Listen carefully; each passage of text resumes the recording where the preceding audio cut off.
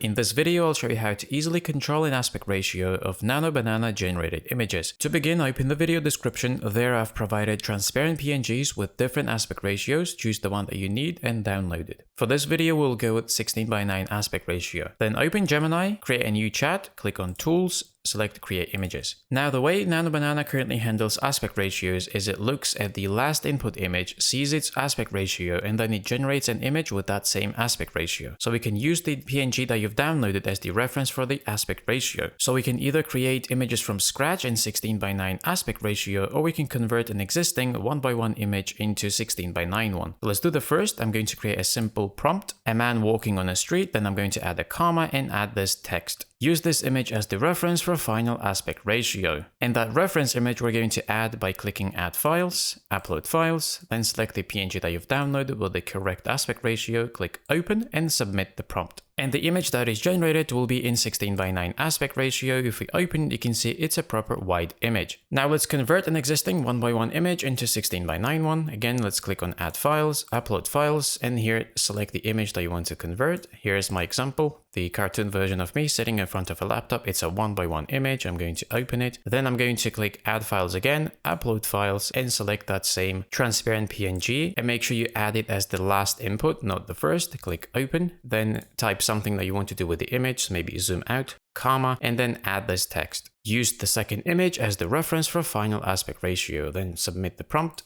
And now our square 1:1 image has been converted into 16:9 image. You can see it's a wide image now, and since it's wider, Nano Banana has generated extra environment to fill in the image. And that's pretty much it. Thank you guys for watching.